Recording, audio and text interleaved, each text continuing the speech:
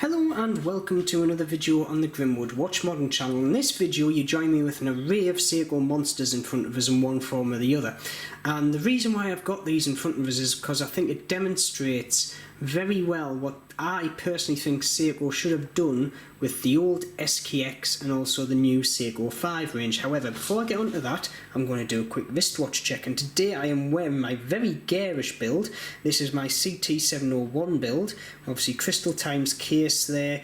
We have a lovely Seiko aftermarket paddy dial with that lovely blue shimmer, and I've matched that with very contrasting yellow hands and chapter ring, and just to add that little cherry on top of the cake, I've put an Amiga style dial bezel insert on there, I should say, ceramic, with that lovely red 15-minute mark on there.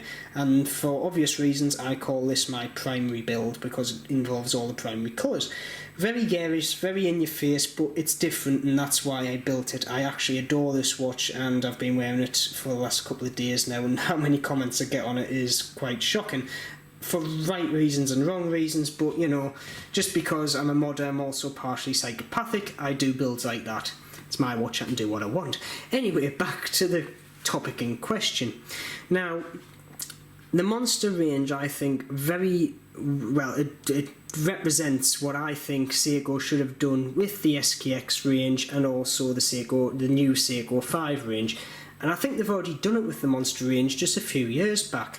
So to start with, I'm going to get on with the Seiko I range. Now this here is the very first automatic Seiko I ever purchased, and this is a lovely SNZF47K1.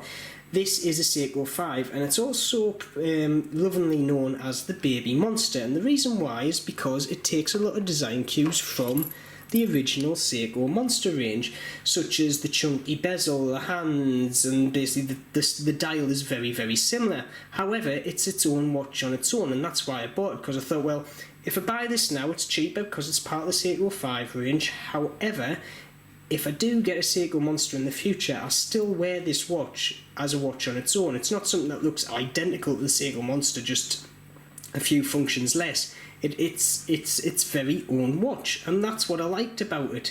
And I still wear this to this day in my watch roller, so it's still getting a lot of wrist time. However, when I wear this watch, it feels totally different to the Seiko monster that I wore maybe the day before, and it looks different. And that's what I think Seiko should have done with the new Seiko I range. If they wanted it to hark back to the SKX 007 or the 009, what I think they should have done is, yes, take a few design cues from the Seiko SKX 007 or 009 or whatever of the range, but maybe put the crown at 3 o'clock, maybe change the dial ever so slightly, maybe do a different bezel insert just to make that slight bit different. Make it a different watch, not a watch that wears exactly the same as the SKX and looks the same, even though it's got 27 variants, but the DNA underneath, it's basically just an SKX. The monster range also demonstrates what I think they should have done upgrade-wise to the SKX 007, which we know is not coming now. So if I take my black Gen 1 and my modded Gen 2 here, this is actually only very slightly modded, but the case still stands with the upgrade. So if I take the Gen 1 monster here, basically the case, the bezel and the hands stayed the same in between the two, so the main DNA of the monster stayed as it was. And then they put a few little design changes in, such as they changed the crown here, so the Gen 2s went with a nicely knurled crown. I do actually prefer the Gen 1 crowns, but the Gen 2s did change it up a bit. We then move on to the dial. They decided they wanted to change it a little bit and put those nice teeth markers on there, very lamprey-ish, but it does look very nice, and I actually prefer that dial over the original Gen 1s. And then came basically the hole-in-one.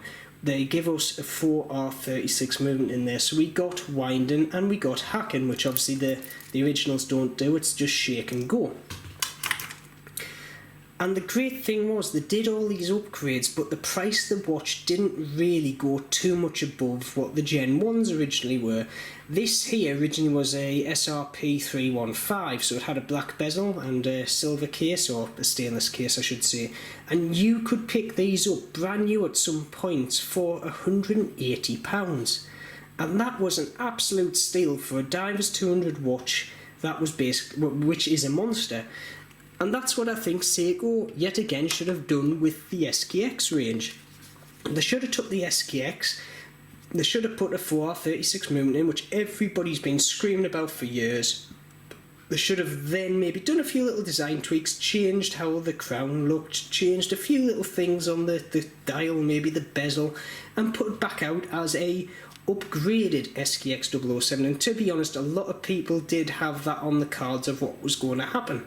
But now it looks like what they've done is they've took the SKX, they've then basically took all the features off of that made it a great diving watch. They've took the ISO stand off, they've took the screw down crown off, they've basically just turned it into a sports watch, giving you 27 variations for the whole kind of mix match of what you want to do.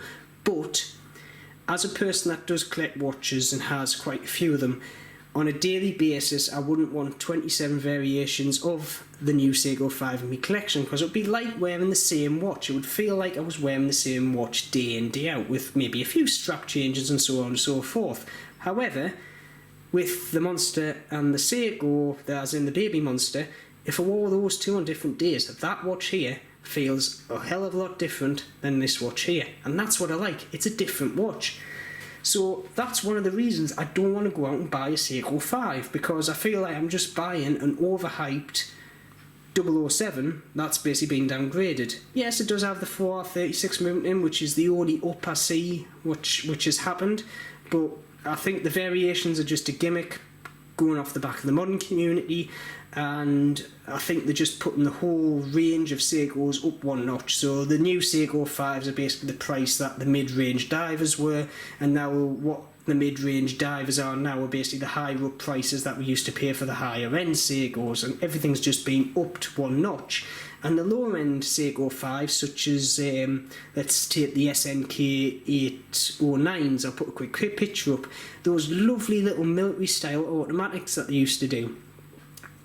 At one point you used to be able to pick one of them up for £80. For an automatic watch you could pick up an 80 quid field watch that was automatic by Seiko, brand new. That's gone. I don't think that's ever coming back, and I think that's what Seiko's doing. And I think the reason why is because there's a lot of companies out there that are starting to do lookalikes of the Seiko SKX, such as Deep Blue, such as Helm Dollar, and they're doing quite a good job at it, at a much lower price than Seiko can do. So I think what Seiko have done is, right, we'll just abolish that low end of the market, because we're not going to be kind of taking full control over that now. So we'll just push everything up a notch and make it a bit more mid-range in the market. And like I say, the Seiko 5s I don't think are worth the money. I haven't had one on the wrist, but honestly I don't think they're worth the money.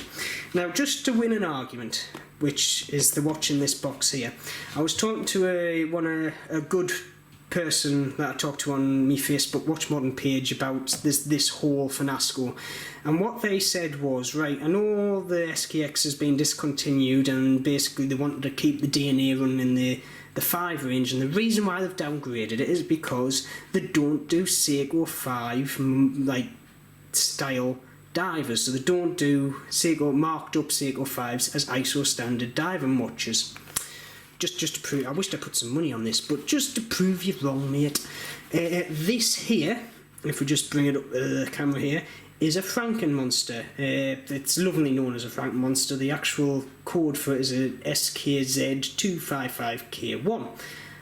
This watch here is a Seiko 5 Sports Divers 200. This is an ISO standard diver Seiko 5. We've got the screw down crown. We have the solid back here, as you can see, solid back, and we also have a nice little diver extension.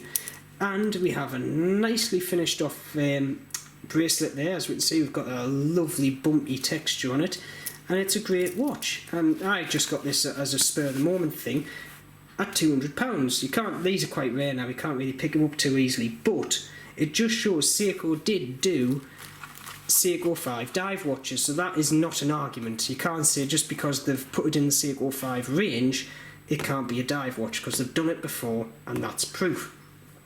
So I'm going to leave this video there.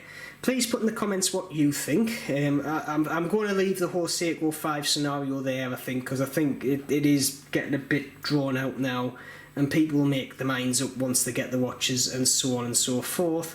But this is just what my opinion was, and what I think Seiko should have done with both the Seiko 5 range and obviously upgrading the original SKX, which is now not going to happen. So anyway, please leave your comments down in the comments section below. As always, keep safe and subscribe, please. Please do subscribe, because like I say, I've got a lot more videos like this coming, and I shall see you soon.